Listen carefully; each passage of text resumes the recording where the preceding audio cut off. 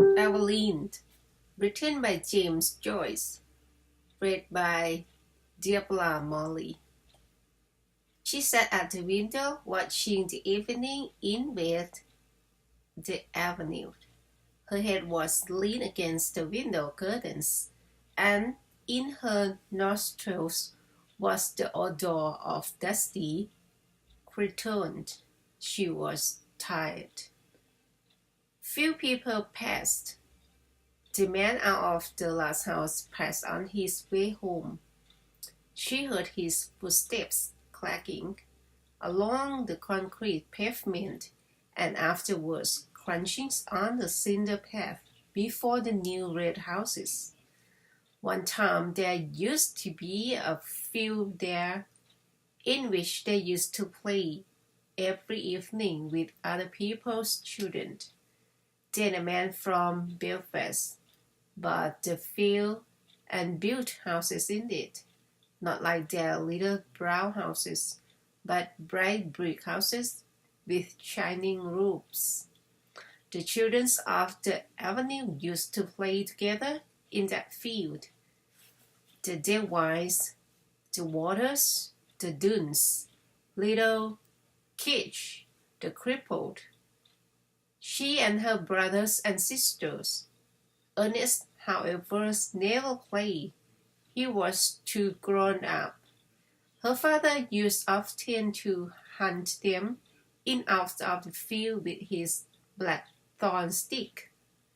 But usually little Kit used to keep nicks and called out when he saw her father's coming. I'm apologize as well because I'm not sure about what to pronounce the character in this story, okay? Still, that seemed to have been rather happy then. Her father was not so bad then, and besides, her mother was alive. That was a long time ago. She and her brothers and sisters were all grown up. Her mother was dead. Dizzy Dunn was dead too, and the Waters and had gone back to England. Everything changes. Now she was going to go away like the others to leave her home. Home. She looked round the room, reviewing all its family objects, which she had dusted once a week for so many years, wondering where on earth all the dust came from. Perhaps she would never see again those family objects from which she had never dreamed of being divided. And yet, during all those years, she had never found out the name of the priest whose yellowing photograph hung on the walls above the broken harmonium beside the color prints of the promises made to bless Margaret Mary Alacoque, maybe. He had been a school friend of her father. Whenever he showed the photographs to visitors, her father used to pass it with a casual word. He's in Melbourne now.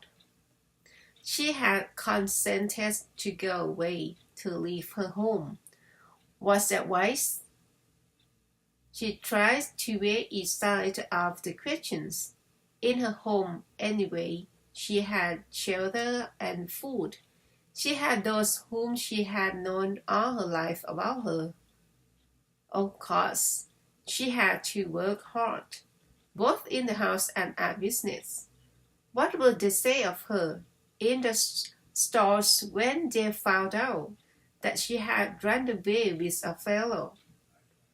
She said she was a fool, perhaps, and her press would be filled up by advertisements.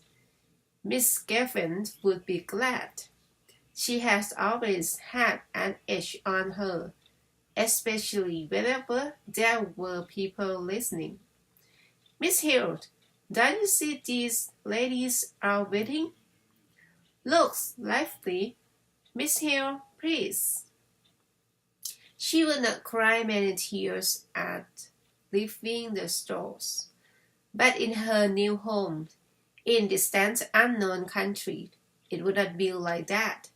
Then she would be married. She, Eveline, people would treat her with respect then. She would not be treated as her mother had been. Even now, though she was over 19, she sometimes felt herself in danger of her father's violence. She knew it was that had given her the palpitations. When they were growing up, he had never gone for her like he used to go for Harriet and Ernest, because she was a girl, but latterly he had begun to threaten her and say what he would do, what he would do to her only for her dead mother's sake. And no, she had nobody to protect her. Ernest was dead, and Harry, who was in the church decorating business, was nearly always down somewhere in the country. Besides, the invariable scrabble for money on Saturday nights had begun to weary her unspeakably.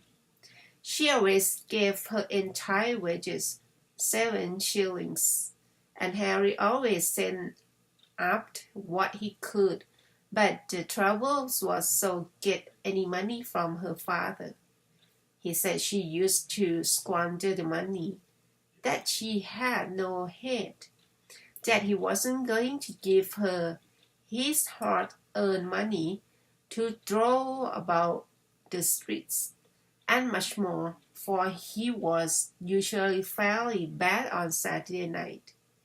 In the end, he would give her the money and ask her had she any intentions of buying Sunday's dinner.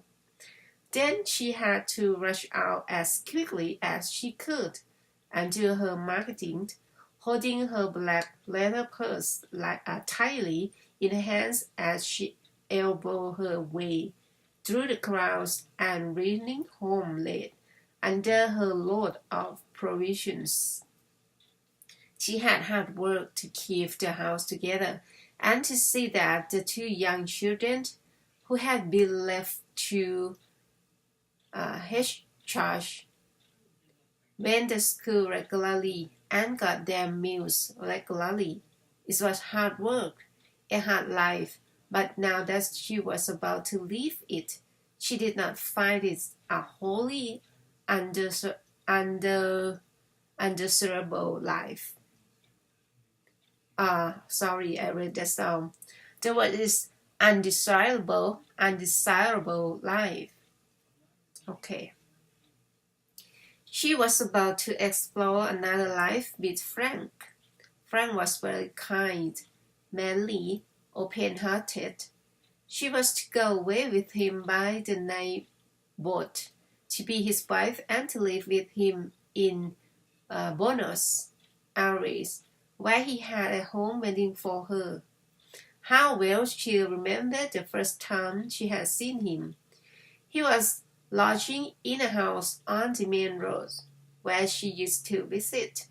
It seemed a few weeks ago. He was standing at the gate, his peak cap pushed back on his head, and his hair tumbled first over a face of burns. Then they had come to know each other. He used to meet her outside the stores every evening and see her home.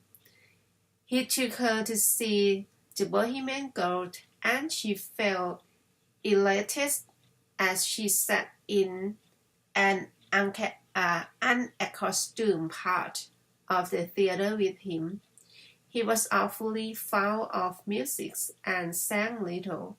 People knew that they were courting, and when he sang about the lass that loved a sailor, she always felt painfully confused. He used to call her Poppins out front.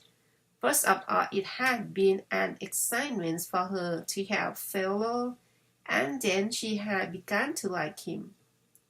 He had tales of distant countries, He had started as a deck boy at a pound a month on a ship of the Island Line going out to Canada. He told her the names of the ships he had been on and the names of the different services. He had sailed through the states of Magellan, and he told her stories of terrible Patagonians. He had fallen on his feet in Buenos Aires, he said, and had come over to the old country just for a holiday. Of course, her father had found out that affair and had forbidden her to have anything to say to him. I know the sailor chaps, he said. One day he had quarreled with Frank, and after that she had to meet her lover secretly. The evening depends in the avenue. The white of two letters in her lap grew indistinct. One was to Harry, the other was to her father. Ernest had been her favorite, but she liked Harry too. Her father was becoming old lately. She noticed he would miss her. Sometimes he could be very nice. Not long before, when she had been laid up for a day, he had read her out ghost story and made toast for her at the fire. Another day, when their mother was alive, they had all gone for a picnic to the hilltop house. She remembered her father's putting on her mother's bonnet to make the children laugh. Her time was running out, but she continued to sit by the window, leaning her head against the window curtain, inhaling the odor of dusty creation. Down far in the avenue, she could hear a street organ playing. She knew the air stringed that it should come that every night to remind her of the promise to her mother, her promise to keep the home together as long as she could. She remembered the last night of her mother's illness. She was again in the close dark room at the other side of the hall, and outside she heard melancholy airs of Italy. The organ player had been ordered to go away and giving sixpence. She remembered her father's strutting back into the sick room, saying, "Damn Italians, coming over here."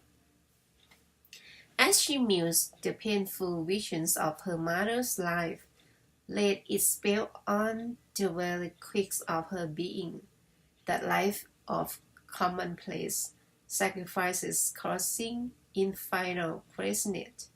She trembled as she heard again her mother's voice saying constantly with foolish insistence, "Darwin, Sharon, Darwin, Sharon."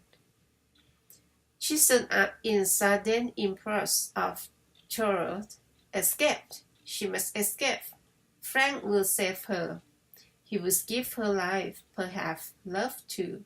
But she wanted to live. Why should she be unhappy? She had a right to happiness. Frank would take her to his arms, fold her in his arms. He would save her. She stood among the swaying crowd in the station at the north wall. He held her hand and she knew that he was speaking to her, saying something about the passage over and over again. The station was full of soldiers with brown baggages. Through the wide doors of the church, she caught a glimpse of the black mass of the boat, lying in beside the quay wall, with illuminated porthole. She answered nothing. She felt her cheek pale and cold, and out of a mist of distress, she prayed to God to direct her, to show her what was her duty. The boat blew along mournful, whispered into the mist. If she went, tomorrow she would be on the sea with Frank, steaming towards Buenos Aires. Their passage had been booked. Could she still draw back after all he had done for her? Her distress awoke a nausea in her body, and she kept moving her lips in silent, fervent prayer. A bell changed upon her heart. She felt him seize her hand. Come. All the seas of the world tumbled about her heart. He was drawing her into them. He would drown her. She gripped with both hands at the iron railing. Come. No, no, no. It was impossible. Her hands crushed in iron in freezing. Amid the seas, she sent a cry of anguish. Eveline, Evie. He lurched beyond the barrel and called to her to follow. He was shouted at to go on, but he still called to her. She set her white face to him, passive, like a helpless animal. Her eyes gave him no sign of love or farewells or recognition.